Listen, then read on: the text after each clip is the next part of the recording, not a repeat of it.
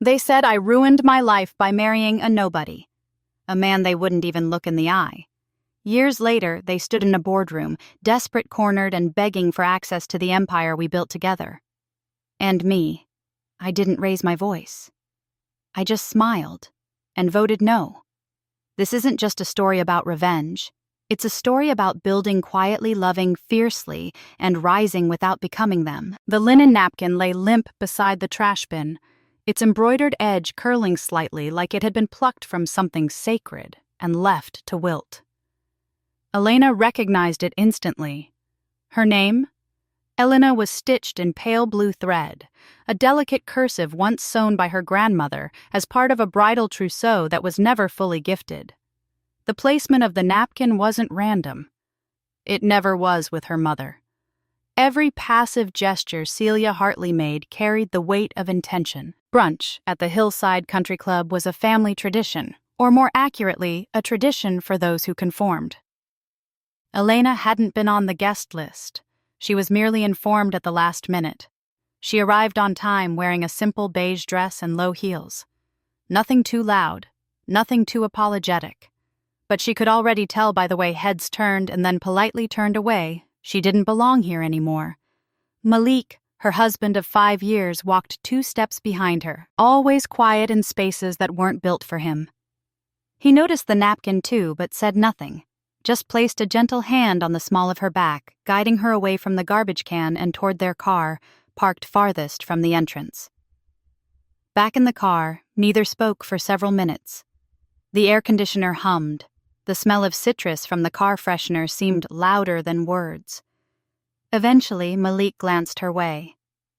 "You saw it, I did," she whispered. "And I wish I could say I was surprised." He nodded but didn't press. Malik had never been the kind of man to force a conversation out of pain. He let it bloom or wither on its own, trusting her rhythm.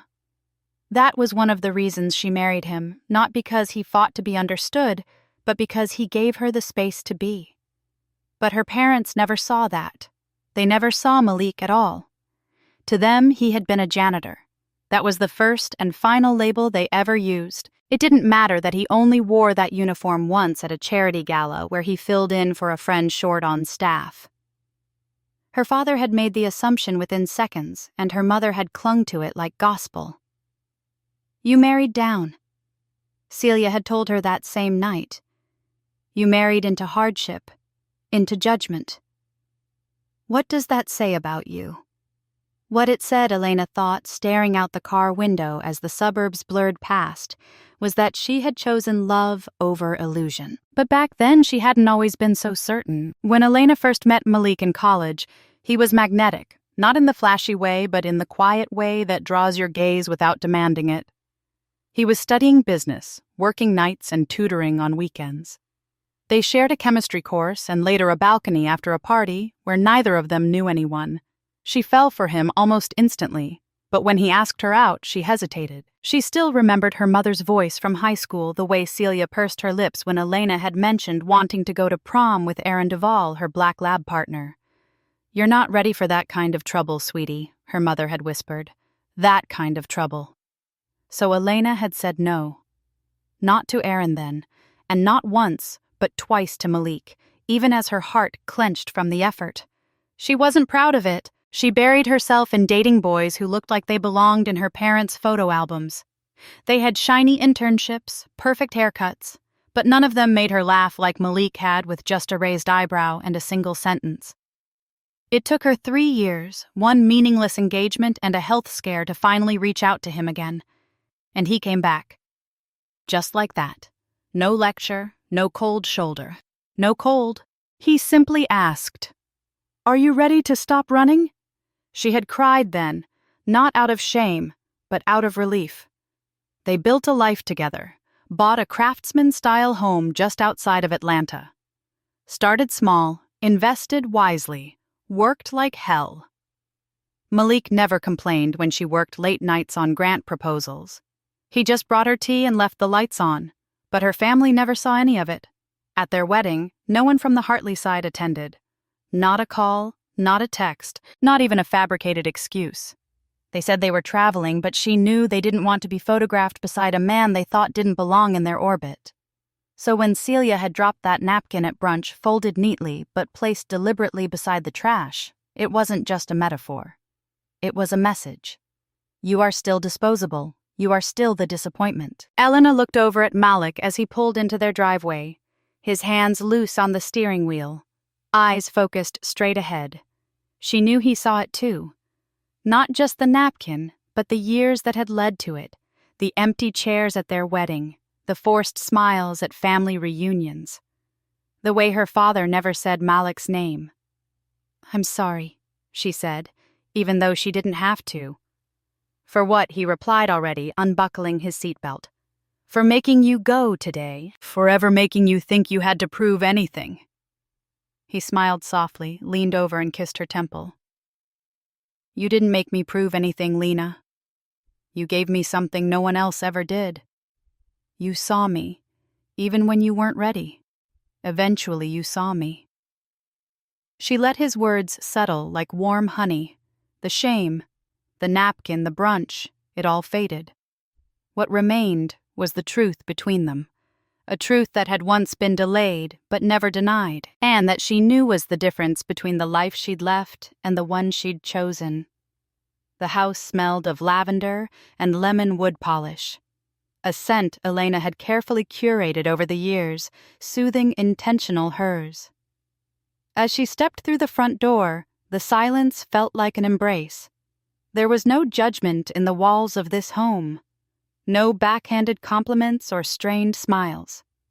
Just space. Peace, a life built from scratch. Malik dropped his keys in the ceramic bowl on the sideboard and loosened his tie with one fluid motion. His movements were always quiet, unhurried, a kind of grace that came from knowing exactly who he was, even if others refused to see it. "I'll make tea," he said already. Heading toward the kitchen.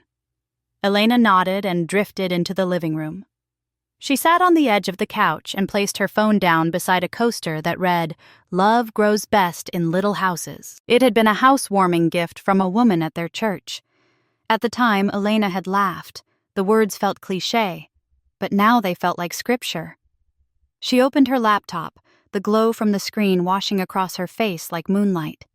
One click, then another, and she was staring at a folder titled Estate Holdings, Hartley Bennett.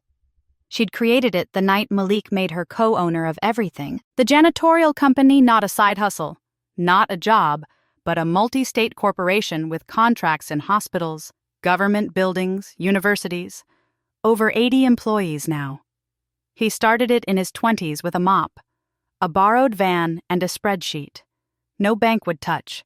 He'd named it Bennett Solutions, a nod to his late grandmother's maiden name.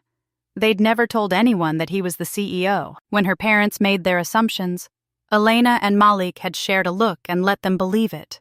Not to be deceitful, but because Elena had wanted to know if they stripped away the prestige, the net worth, the LinkedIn profile, would her family still love her for who she was? The answer came in pieces over the years: polite distance, awkward silences, complete erasure. Not once had anyone from the Hartley side asked what Malik did for a living. They'd seen the jumpsuit once at that gala and built a story around it like cement. Said it, dried it, never revisited it. What her mother cared about was the engagement ring Callista got. What her father cared about was the country club connections of Callista's fiancé. What the entire family seemed to orbit around was proximity to power, not purpose. Elena's breath caught as she opened another folder on her desktop, one she hadn't touched in months. It was her personal blog. A private space she used to write when the words got too heavy to carry. She scrolled through the drafts until she found it. Married to a billionaire. Treated like a burden, the title still made her wince. It wasn't meant to be provocative. It was just true. She clicked it open and stared at the first paragraph. They said I married down, but what they never knew, never cared enough to ask, was that he built his empire without a single drop of inherited privilege. He stayed up with me through sleepless nights, paid off our loan early, bought our home in cash, and never once used his wealth to dominate, only to build. And yet at every table where my last name mattered, he was invisible. She had written the post after Callista's engagement party the year before. The entire event had been a showcase of wealth-rented chandeliers, champagne fountains, drone photography. Elena had been seated at a table near the kitchen beside distant cousins and someone's ex-wife. Her mother had called the event tasteful. Elena remembered watching her father beam as he introduced Callista's fiancé to a congressman. No one asked Malik what he did. No one asked Elena how her business grants were going. They all smiled and nodded when she mentioned consulting, then changed the subject to something more comfortable. That night, Malik had tucked her into bed and whispered, "You don't need their applause. Lena, they'll never clap for the right reasons." She hadn't replied, because back then she still wanted their love. She still thought maybe if they just knew the truth, they'd come around. But tonight, as the cursor blinked in the empty draft, she realized something different. They never asked because they didn't want to know. Knowing would force them to confront their own prejudice. Knowing would dismantle their narrative. And narratives Elena had learned were more precious than people to those obsessed with appearances. The teacup clinked softly as Malik placed it beside her on the coffee table. He sat on the armrest of the couch and rubbed gentle circles into her shoulder. "Still thinking about today. I'm thinking about a lot of days," she whispered. He kissed the top of her head. "Well, today was just one more reminder. You're not theirs to define." She looked up at him. His eyes were steady, kind. She remembered the first time he ever looked at her like that, back when she was still too afraid to claim him publicly. He never made her beg for a second chance. He just waited until she was ready. And now, here they were. She glanced back at the screen and hovered over the publish button on her blog, but her hand stilled. She didn't need to post it. She didn't need the world to know who Malik was. She did. And that was enough. So instead she clicked, "Save draft," closed the laptop and leaned into the only man who had ever seen her fully, and never once looked away. The message came at 10:04 p.m. Its tone as casual as a shopping list. "Hey, Mom says a piece from that gallery? You like the floral still life would be perfect for the wedding. Can you have it sent to the venue by Thursday? It's $1, $150, but they'll give you a family rate, I'm sure. Thanks, Kay. No, hi. No, hope you're well." Not even a please? Elena stared at the screen, her thumb hovering above the reply bar numb. It wasn't the amount she could afford it. That wasn't the sting. It was the audacity of assumption. The belief that her purpose, her role, her value had been reduced to convenience. Her eyes drifted to the sliding doors where the night pressed gently against the glass. She slipped on a cardigan and stepped out onto the balcony. The city lights of Atlanta glimmered in the distance, indifferent and constant. She leaned against the railing, the phone still in her hand, and let memory do what it always did when silence made space for it. The roof repair had cost nearly $9,000. After the hurricane ripped through Savannah, her mother had called Elena sobbing. The insurance claim was delayed and mold was creeping in. Malik had offered the money before she'd even finished explaining. Then came the hospital bills when her grandfather had a stroke. The system had refused to cover one of the experimental procedures Elena had written the check, quietly, anonymously, and Callista's junior year. She was going to drop out when her scholarship fell through. Elena drained part of her emergency fund to keep her enrolled. Callista never knew.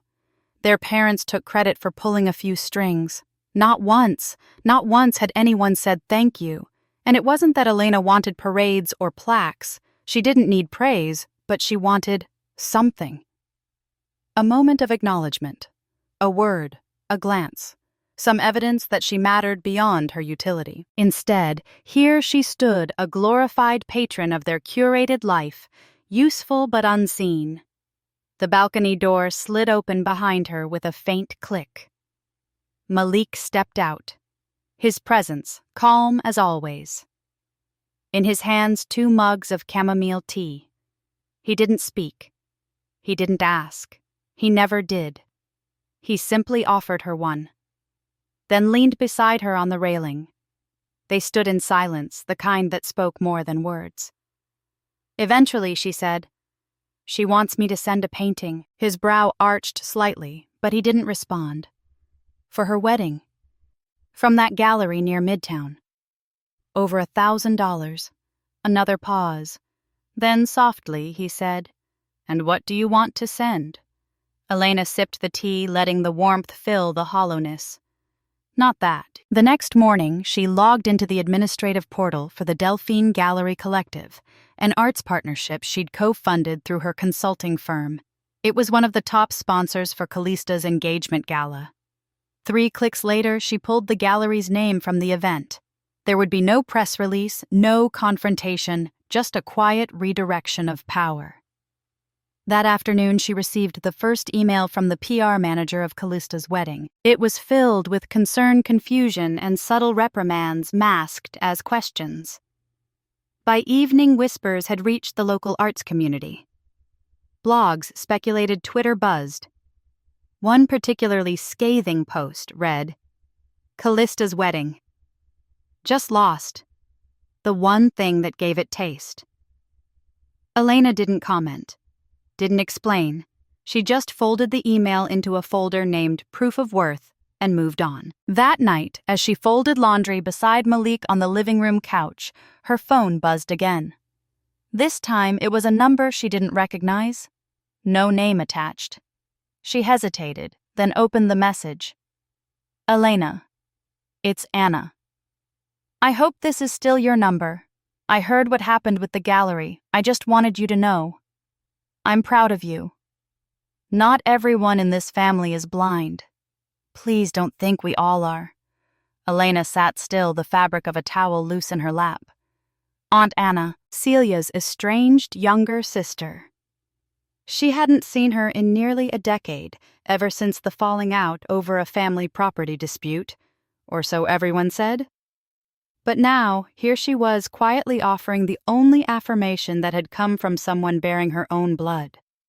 Tears prickled sudden and sharp. She blinked them back. "You okay?" Malik asked gently. She showed him the message. He read it, nodded, and squeezed her knee. That was all. Later that night, Elena opened her journal and wrote just 2 lines. They never asked who he really was, because they were too afraid of who it would make them. Then she closed the book, stood up, and went to bed. And for the first time in weeks, she slept straight through the night. The voice memo came through on a rainy Thursday afternoon, a mistake clearly, but not an accident. Accidents don't echo with such confidence. Elena had just finished reviewing a funding proposal for a sustainability nonprofit when her phone vibrated beside her on the desk. A new message, the family group chat. Usually silent, a graveyard of seasonal greetings and passive-aggressive potluck plans. The preview read, "Voice memo from Dad, 023. Her heart paused, then played, first static, then her father's voice, unmistakable, sharp dismissive tinged with bourbon. She chose wrong. Always did. Girl never could think long-term. Fell for the wrong man, wasted her degree, just flushed her potential." A scoff. A pause. Callista's voice. "Well, at least I kept the family name clean, click." That was it. No one knew she heard it. No one reached out. No one cared if she did. Elena stared at the screen for a full minute, then forwarded the file to her own inbox. She added a subject line, "Play this when you forget." No tears, no shaking hands. Just a quiet exhale and a truth no longer deniable. She wasn't misunderstood. She was unwanted. That evening, a new email arrived in her professional inbox, cheerful pink-toned, dripping in exclamation points. A PR blast for Callista's bridal registry launch. Elena almost deleted it. But something in her gut said, "Open it," mid-scroll. It hit her. Slide 4. A sleek countertop gadget billed as eco-sustainable floral sifter with dual filtration technology designed by Callista Hartley. Elena stared. She had seen it before, not just in concept and detail. The sloped curve of the base, the chrome rim, the detachable catch drawer, the same sketch Malik had left on their kitchen table 3 years ago. The one he'd tinkered with for weeks, soldering in their tiny apartment using spare parts and a butter knife to smooth the plastic edges. He'd never finished the prototype. Said it wasn't ready, but she had kept every draft, every note, every rendering quietly saved under a dormant LLC she had formed years ago for freelance consulting Junestone Holdings. Elena rose from her chair and crossed the room to the hallway closet. From the top shelf, she pulled down an old shoebox wrapped in brown tissue. Inside the prototype, Malik had called it more love than logic. But she had filed the design anyway because sometimes you protect the man you love even from his own humility. Back at her desk, she opened a legal document template. Subject cease and desist. Unauthorized use of intellectual property. Filed by Clara V. Lorne, legal rep for Junestone Holdings, LLC. At the bottom, she added a sticky note. You loved the idea. You just didn't know it was ours. Then she sealed the letter and dropped it into her outgoing courier tray. No drama, no announcement. Just a shift beneath their feet they wouldn't feel until it cracked the floor. 2 days later, while reorganizing old books in the study, Elena stumbled upon something far older and far more fragile. A weathered gardening encyclopedia once belonging to her grandfather fell open. A single envelope slid out from its pages, yellowed with age, tucked carefully between the entries for lilacs and lemon balm.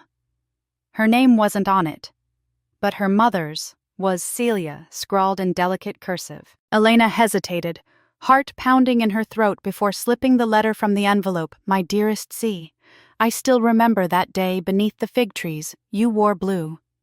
He held your hand like it was the only thing that kept him steady. I know what they said, what they demanded, that you choose your legacy over your love. I saw how you broke when you did, but someday when you're older and you find yourself looking into the eyes of your own daughter, I hope you remember what love cost you and what silence cost him. There was no signature, just a pressed forget-me-not faded and flattened between the folds. Elena read it 3 times. Then she sat in the quiet, surrounded by the scent of lemon oil and thyme, and cried for the woman her mother might have been. For the girl Celia had once been forced to choose between who she loved and who she was expected to be. And maybe that was the root of it all. Maybe Celia's cruelty hadn't started with Elena. Maybe it was inherited grief. Grief turned bitter, then buried, then projected. But pain doesn't excuse the passing of pain. And unhealed wounds don't earn the right to wound others. Elena folded the letter and placed it gently back into the book. Then she whispered to the empty room, I won't pass this down. That night, Malik came home to find her on the couch, the prototype beside her, the shoebox open. Her eyes distant. Everything okay? He asked. She nodded slowly. Callista stole your design. He blinked. What? She took it, branded it, claimed it as hers. His jaw clenched, but his voice stayed even. What do you want to do? I already did it, she said softly. He looked at her, really looked. And then he smiled. You're incredible. No, she replied. I'm tired. He knelt beside her and took her hands. Then let me carry the weight for a while. And in the hush of that moment, Elena realized they had taken her voice, her presence. Her name tried to make her invisible, but she still had one thing they'd never touch. Power earned in silence, and love, not borrowed, but built. The sun stretched long shadows across the vineyard lawn as Elena stepped out of the rideshare car. Her heels touched gravel, the crunch beneath her feet, the only sound she allowed herself to hear for a moment. She wasn't invited, not officially. The bridal brunch was supposed to be family only, according to a forwarded email that wasn't meant to reach her. But something about the way it arrived, bold, presumptuous, excluding, had pulled her from sleep and into motion.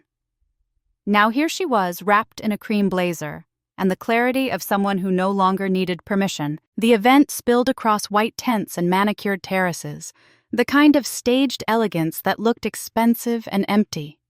Jazz trickled through unseen speakers. Waiters glided by with flutes of champagne, and Callista's laugh rang out like glass. Tapping too hard on marble.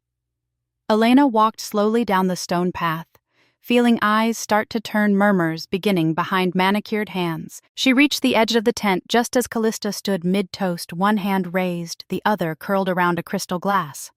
Family, she was saying, isn't just who shares your blood. It's who lifts you up, who reflects your best. And sometimes you have to make hard choices to protect your peace. Her gaze caught Elena's mid-sentence. It faltered. For a split second, her mouth froze around the last word. Then she blinked quickly, calculating, and smiled wider. Their mother Celia sat nearby at a table of executives dressed in navy silk, stiff-backed and cold-eyed. The moment she spotted Elena, her expression dropped like a curtain. "This isn't about you, Elena," she hissed. Not softly, not privately. Elena didn't flinch. She didn't apologize, didn't smile, didn't back away. She simply found an empty space at the far edge of the tent and stood hands folded in front of her like a quiet storm. Her father didn't even look up from his mimosa. "I thought we made it clear," he muttered. "This moment isn't yours." For a breath. Elena felt the old sting, the ache of being treated like a stain on a white tablecloth. But it passed. She turned and walked out of the tent without another word. The gardens were quieter, lined with ivy-covered arches and late-blooming wisteria. The path curved away from the crowd, and for a moment she could hear birds instead of jazz, wind instead of whispers. Then came footsteps. "Excuse me?" She turned. A tall man in a navy suit stood behind her. No tie. Cuffs rolled a leather folder tucked beneath one arm. Silver hair. Steady eyes. "I hope I'm not intruding," he said. "But are you Elena Hartley?" She nodded cautiously. "I thought so." He extended a hand. "Gregory Verne?" "Technically, I'm the father of the groom." Elena hesitated, then shook it.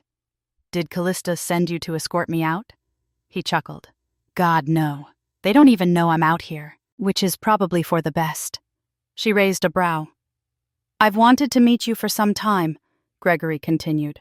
"My assistant confirmed it was your LLC that made the anonymous investment in our Atlanta distribution center last year. That capital injection saved our Q3 expansion." Elena blinked. "You knew I always find out who saves my company," he said simply. "You didn't ask for recognition." That caught my attention. She looked down at her empty hands. "It wasn't just me. Marcus." He nodded. I suspected I saw his name buried in the consultant agreement. Smart man Elena wasn't sure what to say. The garden air suddenly felt clearer, cooler. "Do they know who you are?" he asked gently. "No," she said, almost laughing. "And I don't think they've ever cared enough to find out." Gregory's eyes softened. "Then maybe today is a good day to start changing that." He stepped beside her and pulled out his phone, tapping the screen a few times before turning it toward her. It displayed an agenda, a board meeting for Verne Holdings scheduled for Monday morning. "They've requested clarity on a new investor block," he said, "and I've recommended they allow your presence." She stared. "Why would I be there because Ms. Hartley," he said, voice calm and deliberate. "Your firm now holds 12% of our preferred shares, thanks to the equity infusion last quarter, and from what I can tell, you're not just a silent partner anymore." She took a step back, trying to absorb it all. "I didn't ask for power," she whispered. "No," Gregory replied. "But you earned it." The wind picked up, rustling the leaves above them. Elena closed her eyes for a second, then opened them again, steady. "I'll be there," she said. He smiled. "I was hoping you'd say that." As he turned to leave, he paused. "For what it's worth," he said over his shoulder, "I think you were always the one with the clearest vision." She stood there for a long time after he disappeared down the path. The party behind her laughed on, unaware of what had just shifted. Elena slipped her phone from her blazer pocket, opened her contacts, and tapped out a single message to her legal team. "Trigger the vote. I'll take my seat Monday." And just like that, the invitation she was never given became the entrance no one could stop. The elevator doors opened with a soft ding, releasing Elena into a hallway lined with glass and silence. Vern Holdings's executive floor shimmered in muted tones, brushed steel, dark wood, and lighting that seemed too deliberate to be natural. She walked calmly each step, measured heels hushed against the carpet. Her dress was black, not mourning, but clarity. High-collared, clean lines hair, pinned back no jewelry, except for a silver band on her right hand. Not a wedding ring, a promise ring to herself. Gregory Vern waited by the boardroom doors. He looked up as she approached, gave a small nod. "You ready?" he asked. She met his gaze unwavering. "I've been ready longer than they know."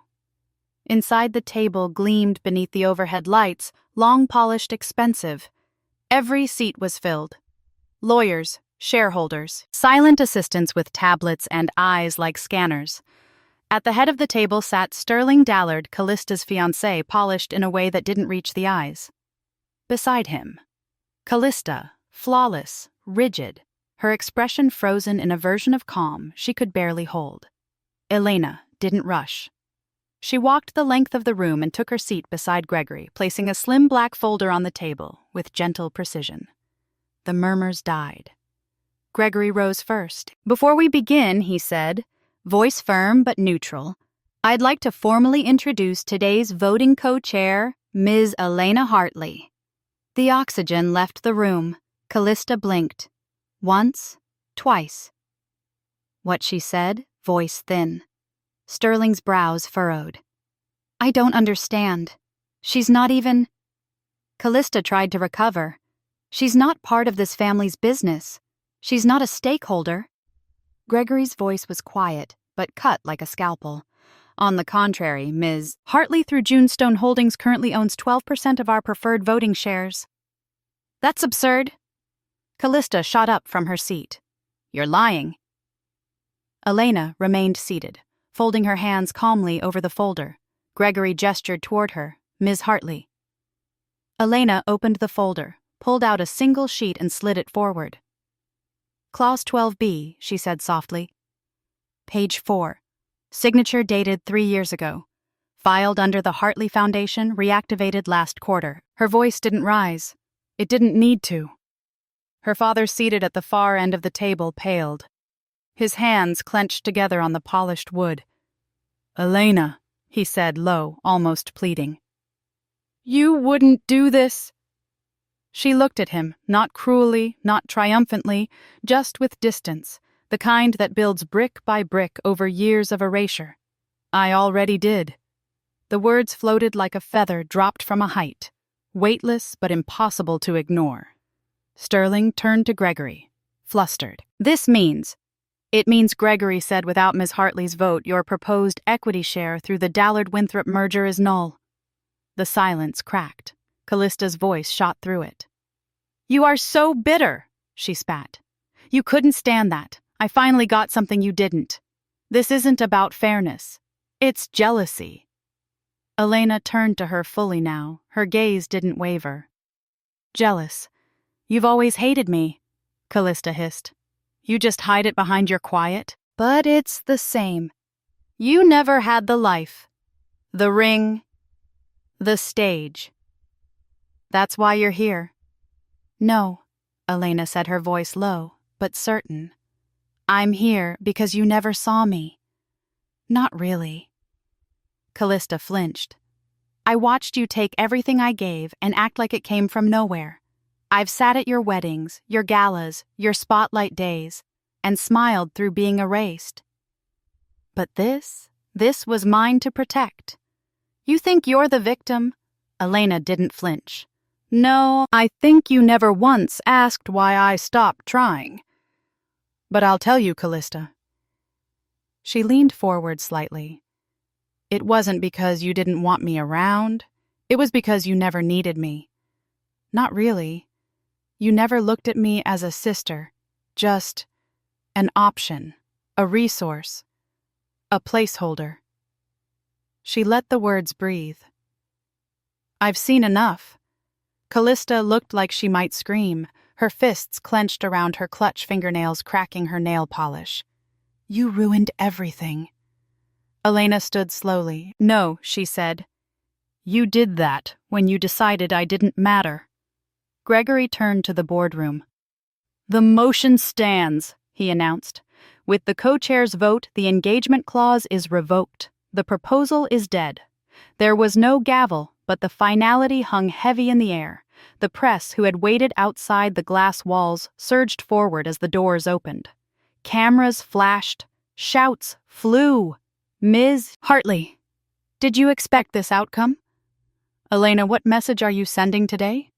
Is this revenge?" She walked through them like mist through sunlight, unbothered, unrushed. This wasn't revenge, it was revelation. And she didn't need to shout to be heard. The house was still when Elena stepped through the door, her heels clicking softly against the hardwood. It had rained the night before, not the loud kind, but the kind that lingers in the soil, sweet and persistent. The scent of damp earth slipped through the open windows, mixing with lavender, and something older, something like memory. She placed her keys in the bowl near the entry table and looked around. Everything was as they had left it. The ceramic mug Malik had used that morning still sat on the counter. The lemon tree on the balcony had bloomed small white flowers peeking from its branches like stars. But she didn't stop in the kitchen. She walked instead to the far end of the house, to the room no one else used, her grandfather's study. The door creaked softly as she pushed it open. Nothing had changed. Not the faint scent of lemon oil, not the framed newspaper clipping from his first published gardening column, not the crack in the brass lampshade he never bothered to fix. The books were still alphabetized magnifying glasses tucked between pages, pencil markings in the margins where he used to underline phrases like they were prayers. She hadn't come in here since the funeral. But now she did. She stepped carefully across the room, her hand trailing the edges of the oak desk until she reached the shelf where he kept old gardening encyclopedias.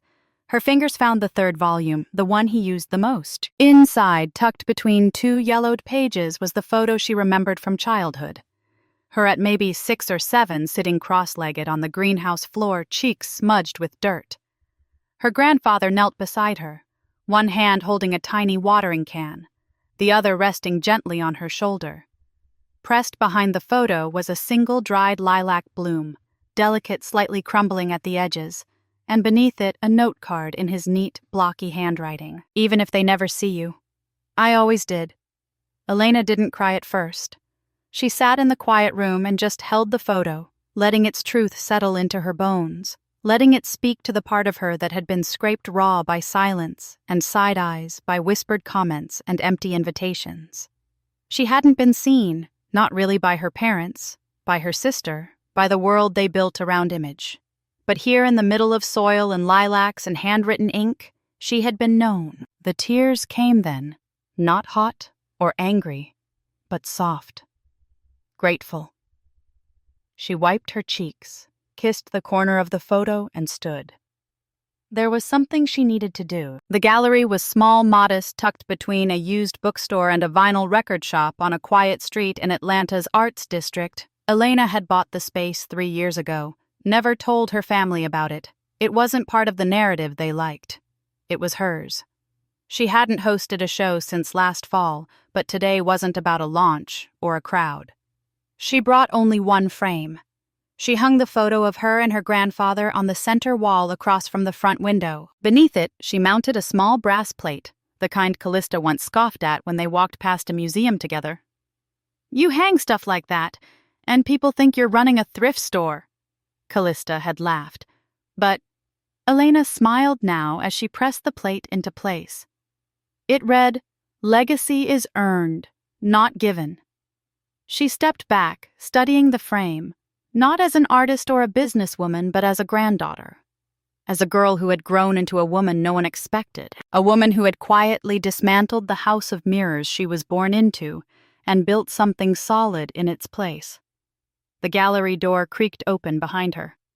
Malik stepped in wearing his usual button-down rolled at the sleeves, eyes already scanning the bare walls. "I didn't know you were coming here today." "I needed to," she said. He walked toward the photo, squinting slightly. This is beautiful. It's the only thing I've ever wanted to hang here. Malik turned to her soft-eyed. Thank you for letting me see it. She hesitated, then reached into the bag slung across her shoulder. I have something else, she said, and handed him a manila folder. He opened it. Inside were blueprints, sketches, renderings, all marked with dates, revisions, even notations in her handwriting. He blinked. Wait. These are my designs. She nodded. From years ago, I saved them, filed them under my old consulting LLC. I knew you weren't ready to share them then, but I believed in them, in you. He looked up, stunned. You've had these this whole time. I didn't want to pressure you, she said. I just couldn't let them disappear. You once told me you weren't sure if your ideas were real enough. She touched his arm. I knew they were, even when you didn't.